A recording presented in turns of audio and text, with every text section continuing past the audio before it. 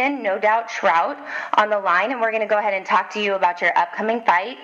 You're fighting in the super welterweight division. Your record is 31 wins and 2 losses, and you're going to be fighting Joey Hernandez, who has 24 wins and 3 losses, and this is on the new Premier Boxing Champions Toe-to-Toe Tuesday, which is a brand new thing for Premier Boxing Champions. How do you feel about starting off the Toe-to-Toe Tuesdays?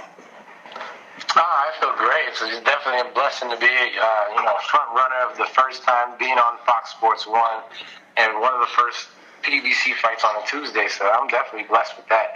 Just a minor correction, though. I'm 29-2. This is going to be my 30th win. Okay, gotcha. So you're ready for that 30th win then. And absolutely. It's no coincidence that it's going to be, a couple weeks before my 30th birthday. I see that. It's September 18th, correct? Yeah. So does that make you a Virgo? All right. We are on the Team Virgo then. So you're already a winner. If you're a Virgo, you're already winning. You might as well keep adding to it. Exactly.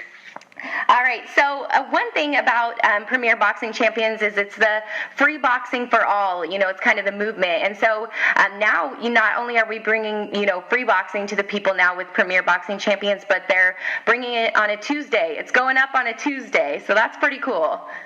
It's really dope, and not to mention this whole free boxing for all movement is it's catching on, I think. I hear a lot of people, especially old-timers, tell me, they're really bringing boxing back. I remember watching, boxing with my parents on the network TV, and I'm glad they're bringing it back to what it used to be. So for the old timers who used to be in the game or watch boxing when it was in its golden ages, say that it looks like that's where it's headed. It shows me that this PBC gig is on the right track. Definitely. It's nice to see boxing kind of going back to the upper echelon of sports like it used to be. And it'll be nice to see, I know that you're a parent, so it'll be nice to kind of spread the love to boxing to the next generation. So hopefully, they'll fall in love with it like our parents did and, the old timers and things like that. Right. So in this fight, you're going to be fighting Joey Hernandez, and I know that his nickname is Twinkle Toes. And Twinkle Fingers, but I call him Twinkle Toes. All right. So it seems like in researching him a little bit and finding out about him, he's more of a kind of a mover, and you're somebody with fast hands. And how do you see those two pairing up? The differences in the two styles, and how do you see them colliding on Tuesday? He does move. He says that his power is gonna be the difference, and which I don't believe, even if he was strong like that. But him moving, we got ways to neutralize the movement.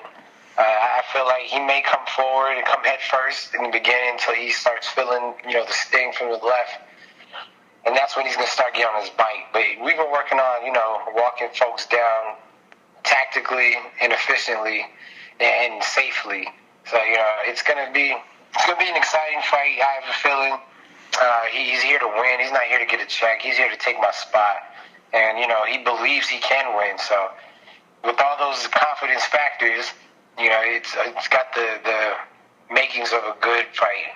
Definitely. So it looks like it's all set up to be a good fight.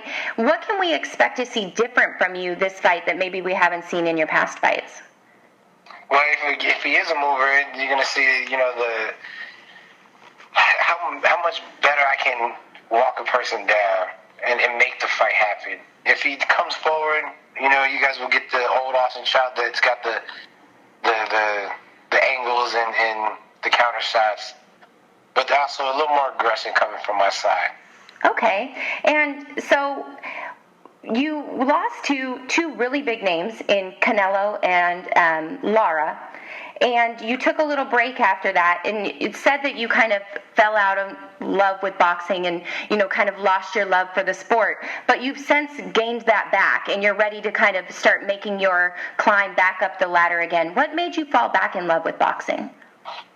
Really, the love never really left. It was just, I was tired of I guess, I don't want to say just the politics, but, even the fans kind of made me lose a little heart because 1 minute, they say you're great, you have a setback, and they throw you away. I don't know any other sport in America where that happens. In basketball, if your team is a certain team, it doesn't matter if they're winning or losing, you still rep that team. For instance, I'm a Knicks fan. I'm also a Jets fan. And, they may not be good, but I'm still a Jets and Knicks fan. In boxing, as soon as someone takes an L or doesn't have a great showing, the fans that were on your bumper, hitting you on Twitter, talking about you the next, you the greatest, go straight to, oh, you suck. You ain't got nothing. You ain't good. And it's like, how can any of you casual people, civilians, as I call them, that never boxed before, tell me I suck?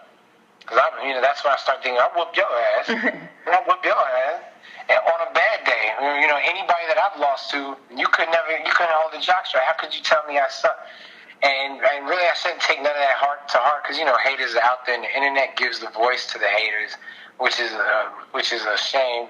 And the problem with that being too is that not enough lovers use these platforms to share their voice. It's only the haters that will get on there and start talking, crap. Right, exactly. And so, falling kind of back in love or learning how to move forward from that and how to kind of, put those things behind you, or who to listen to and who not to listen to. It's, working in this game and being a part of it, I know that's very important. Yeah, you got to have thick skin, It doesn't matter what you do, they're still going to talk head. And I kind of realized that because I'm looking at Floyd Mayweather, and, who's the best pound for pound right now. And if you go on his comments, people just talk so much noise. He gave them what they wanted with the Manny Pacquiao fight, and yet they blame Floyd for the lackluster showing, when really it was Pacquiao whose fault it was. Floyd was aggressive. He threw more punches. He hit him more times. But yet they want to blame Floyd for quote-unquote running. So it just proves that it doesn't matter what you do. They're always going to be talking head trash. There's always going to be a negative energy trying to consume you. And if you let that consume you, then that's your fault. Because if you know it's there, you just got to make sure you don't let it bother you or affect you. Exactly. And so when you're in the ring, it's just you. There's those people aren't there with you. It's just you. You're the one that's laying it out on the line. And so with that, knowing that this is about you and yourself, what would it mean to you personally to be the division champ again? Oh, it would mean a lot. I correct everybody who announces me as the former world champion, and right away I tell them, and future world champion. So I would love to make that true, speak that into existence. So being that is something that you want to do, you want to, be the champion again, now that you're the future world champion, what's the plan for the next year?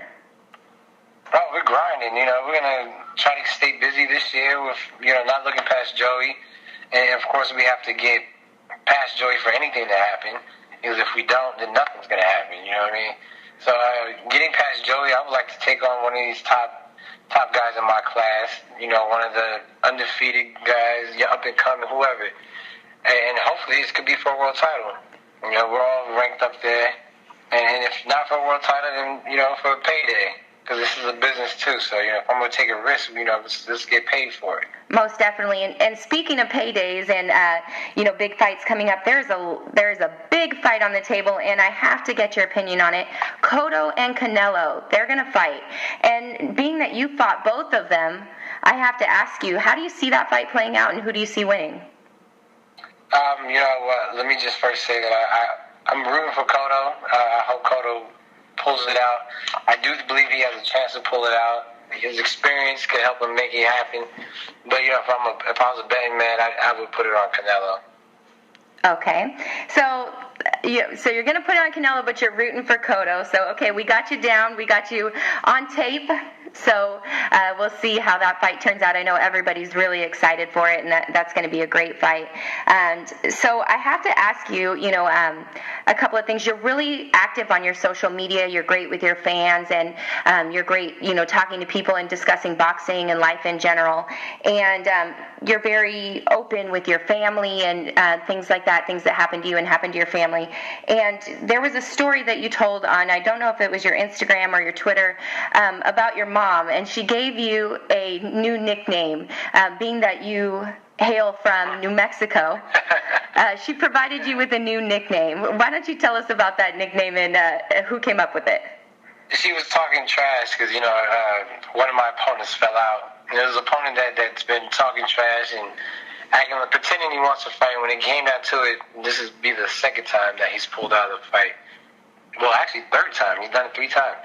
And my mother texted me saying, it was Anthony Mundine. He's like, Mundine just knows that New Mexico's black chili gets hotter the longer he waits. And so I was like, wow, that's funny. It's a new nickname from y'all, and I ain't going with it because I can't even really eat hot chili like that.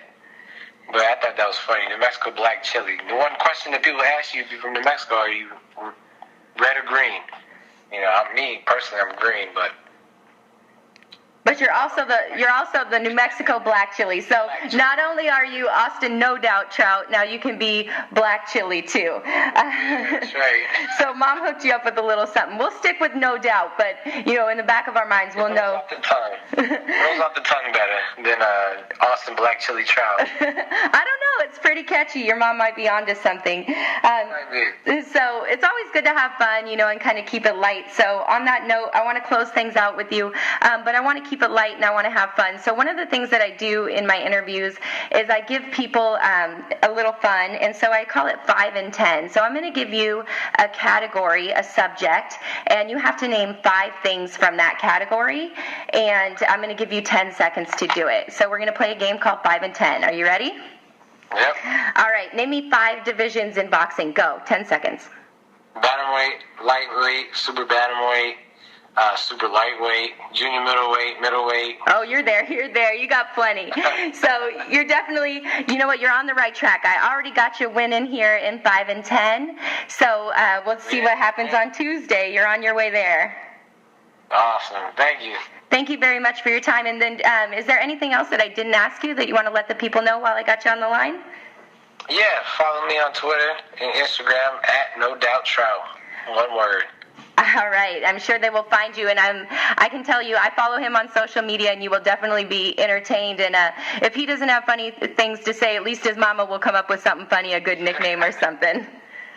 Absolutely. All right. Everybody have a great day, and this is Round by Round Boxing with Austin No Doubt Trout. Check him out on Tuesday, Toe to Toe Boxing, and we'll see you there.